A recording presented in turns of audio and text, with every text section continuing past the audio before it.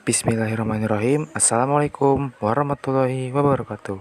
Halo semuanya, kami dari kelompok 9 ingin mempresentasikan materi kami yang berjudul Pengembangan Sistem Teknologi Informasi.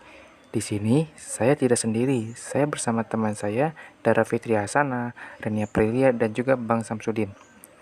Oke, tanpa basa-basi lagi, langsung saja kita mulai ya presentasinya. Pertama-tama mari kita bahas dulu dari pengertiannya. Pengembangan sistem informasi sering disebut sebagai proses pengembangan sistem atau sistem development. Pengembangan sistem didefinisikan sebagai menyusun suatu sistem yang baru untuk menggantikan sistem yang lama secara keseluruhan atau memperbaiki sistem yang ada. Alasan adanya pengembangan sistem informasi yaitu adanya permasalahan seperti adanya ketidakberesan dan pertumbuhan organisasi. Selain itu, untuk meraih kesempatan-kesempatan dan adanya instruksi dari pimpinan atau pemerintah. Secara umum, tujuan pengembangan sistem informasi adalah untuk memberikan kemudahan dalam penyimpanan informasi, mengurangi biaya dan menghemat waktu, meningkatkan pengendalian, mendorong pertumbuhan, meningkatkan produktivitas serta profitabilitas berorganisasi.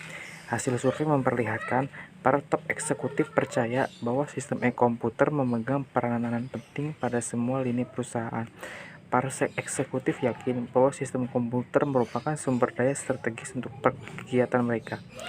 Jadi tidak diragukan lagi, sistem informasi telah menjadi bagian yang tak terpisahkan dari kegiatan bisnis suatu perusahaan atau organisasi modern, sehingga sistem informasi merupakan aplikasi yang sangat dibutuhkan dan diminati. Untuk materi selanjutnya akan dijelaskan oleh rekan saya, Reni Aprilia. Silakan Reni. Terima kasih sebelumnya. Selanjutnya, saya akan menjelaskan tentang prinsip pengembangan sistem teknologi informasi. Prinsip dasar pengembangan sistem informasi. Ada beberapa prinsip yang mempengaruhi pengembangan sistem informasi, yaitu sebagai berikut. Prinsip pertama, pemilik dan pengguna sistem harus terlibat dalam pengembangan. Keterlibatan pemilik pengguna sistem atau sistem owner dan user adalah keharusan yang mutlak untuk keberhasilan pengembangan sistem. Pengembangan sistem bertanggung jawab harus menyediakan waktu yang cukup untuk partisipasi pemilik dan penggunaan sistem, meminta persetujuannya untuk setiap langkah analisis dan pengembangan sistem.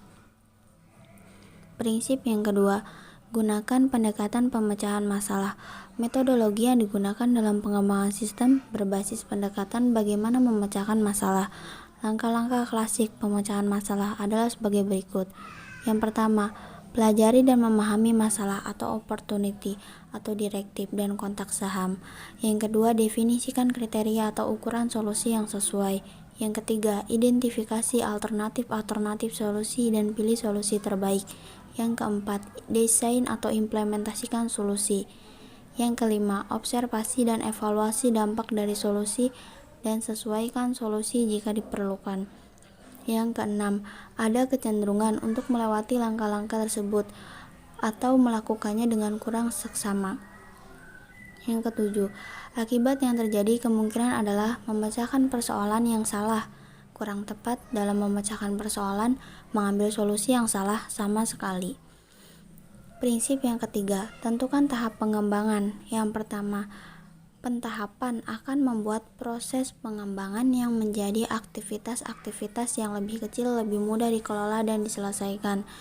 Yang kedua, tahapan pembuatan sistem harus sesuai dengan ukuran top to bottom. Baik, saya kembalikan lagi kepada moderator. Baik, terima kasih Reni atas penjelasan materinya. Selanjutnya materi akan dijelaskan oleh Dara Fitria. Silakan Dara. Oke teman-teman, selanjutnya saya akan menjelaskan tentang tujuan pengembangan sistem teknologi informasi. Oke, langsung saja ke penjelasannya. Tujuan pengembangan sistem informasi, perlunya pengembangan sistem lama yang perlu diperbaiki atau diganti disebabkan karena beberapa hal. Yang pertama, adanya permasalahan yang timbul di sistem lama. Permasalahan yang timbul dapat berupa Yang A itu ketidakberasan sistem yang lama. Ketidakberasan dalam sistem yang lama menyebabkan sistem yang lama tidak dapat beroperasi sesuai dengan diharapkan. Yang B itu pertumbuhan organisasi. Kebutuhan informasi yang semakin luas, volume pengolahan data semakin meningkat, perubahan prinsip akuntansi yang baru menyebabkan harus disusunnya sistem yang baru karena sistem yang lama tidak efektif lagi dan tidak dapat memenuhi lagi semua kebutuhan informasi yang dibutuhkan manajemen. Yang kedua itu untuk meraih kesempatan dalam keadaan persaingan pasar yang ketat, kecepatan informasi atau efisien waktu sangat menentukan berhasil atau tidaknya strategi dan rencana-rencana yang telah disusun untuk meraih kesempatan dan peluang pasar sehingga teknologi informasi perlu digunakan untuk meningkatkan penyediaan informasi agar dapat mendukung proses pengembalian keputusan yang dilakukan oleh manajemen. Yang ketiga itu adanya instruksi. Penyusunan sistem baru karena adanya instruksi dari atasan atau luar organisasi. Misalnya aturan pemerintah.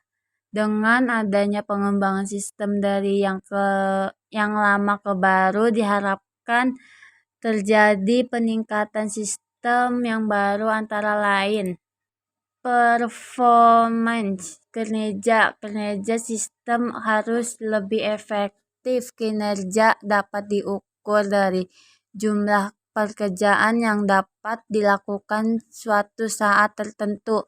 Respon time adalah rata-rata waktu yang tertunda di antara dua transaksi atau pekerjaan ditambah dengan waktu response untuk menanggapi pekerjaan tersebut. Informasi, peningkatan kualitas informasi yang disajikan. Ekonomi, peningkatan terhadap manfaat atau keuntungan atau penurunan biaya yang terjadi. Kontrol, peningkatan terhadap pengendalian untuk mendeteksi dan memperbaiki kesalahan kecurangan yang akan terjadi. Efisien, peningkatan terhadap efisien operasi.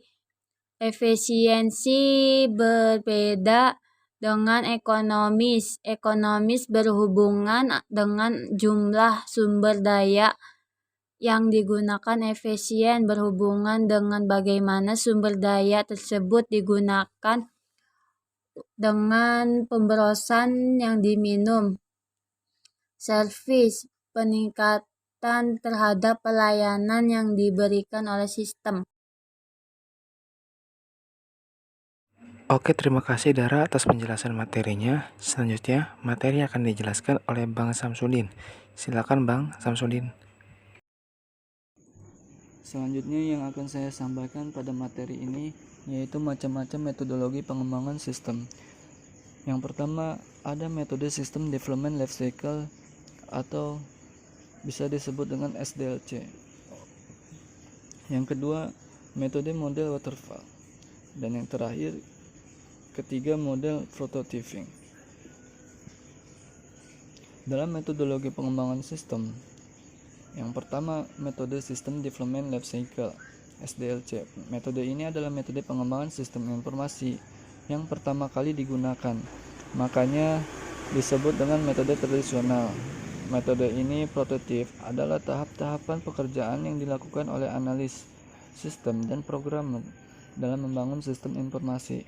Tahap-tahap SDLC yaitu yang pertama, melakukan survei dan menilai kelayakan proyek pengembangan sistem informasi.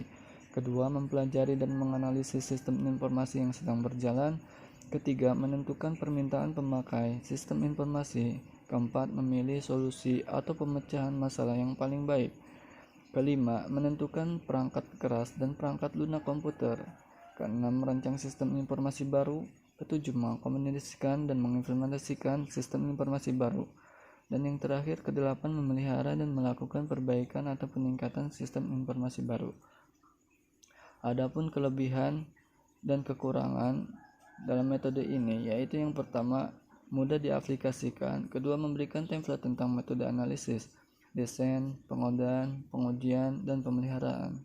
Selanjutnya, dalam kekurangannya, yaitu yang pertama, jarang sekali proyek real mengikuti aliran sekuensial yang dianjurkan model, karena model ini bisa melakukan interaksi tidak langsung. Kedua, pelanggan sulit untuk menyatakan kebutuhan secara eksplisit sehingga sulit untuk mengakomodasi ketidakpastian pada saat awal proyek. Ketiga, pelanggan harus bersikap sabar karena harus menunggu sampai akhir proyek dilalui. Sebuah kesalahan jika tidak diketahui dari awal akan menjadi masalah besar karena harus mengulang dari awal. Dan yang terakhir, dalam kekurangan ini yaitu pengembangan sering melakukan penundaan yang tidak perlu karena anggota tim proyek harus menunggu tim lain untuk melengkapi tugas karena memiliki ketergantungan. Hal ini menyebabkan penggunaan waktu tidak efisien. Selanjutnya, dalam metode ini ada metode model waterfall. Sering juga disebut model sekuensial linear. Metode pengembangan sistem yang paling tua dan paling sederhana, cocok untuk pengembangan perangkat lunak dan spesifikasi yang tidak berubah-ubah. Model ini menyediakan pendekatan alur hidup perangkat lunak secara sekuensial atau terurut, dimulai dari analisa, desain, pengkodean, pengujian, dan tahap pendukung. Adapun tahap-tahap metode waterfall yaitu yang pertama, analisis kebutuhan perangkat lunak. Kedua, desain. Ketiga, pembuatan kode program. Keempat, pengujian. Kelima, pendukung atau pemeliharaan. Adapun kelebihan dan kekurangan dalam metode ini, kelebihannya yaitu yang pertama, kualitas dari sistem yang dihasilkan akan baik. Ini dikarenakan oleh pelaksanaannya secara bertahap sehingga tidak terfokus pada tahapan tertentu. Kedua, dokumen pengembangan sistem sangat terorganisir karena setiap fase harus terselesaikan dengan lengkap sebelum melangkah ke fase berikutnya. Jadi setiap fase atau tahapan akan mempunyai dokumen tertentu. Adapun kekurangannya yaitu yang pertama, diperlukan manajemen yang baik karena proses pengembangan tidak dapat dilakukan secara berulang sebelum terjadinya suatu produk. Kedua, kesalahan kecil akan menjadi masalah besar jika tidak diketahui sejak awal pengembangan. Ketiga, pelanggan sulit menyatakan kebutuhan secara eksplisit sehingga tidak dapat mengakomodasi ketidakpastian pada saat awal pengembangan. Selanjutnya, dalam metode pengembangan sistem yaitu yang terakhir, model prototyping. Prototyping adalah proses iteratif dalam pengembangan sistem di mana rekrutmen diubah ke dalam sistem yang bekerja, yaitu working system, yang secara terus-menerus diperbaiki melalui kerjasama antara user dan analis. Prototype juga bisa dibangun melalui beberapa tool pengembangan untuk menyederhanakan proses.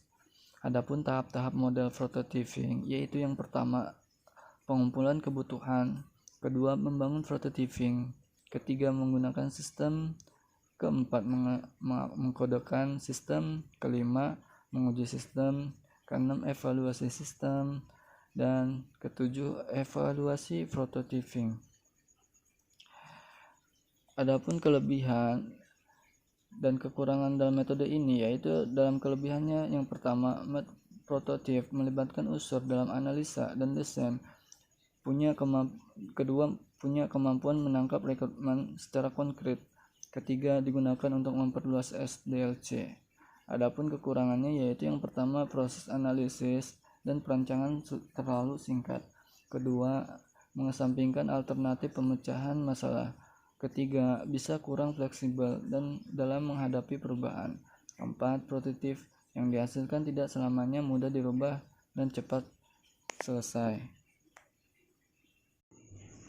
Demikian beberapa hal yang bisa saya sampaikan pada kesempatan hari ini. Saya mohon maaf yang sebesar-besarnya apabila ada tutur kata maupun tindakan yang kurang berkenan. bagi Bapak dan Ibu sekalian. Dengan ini presentasi hari ini saya tutup. Terima kasih atas kehadirannya. Wassalamualaikum warahmatullahi wabarakatuh.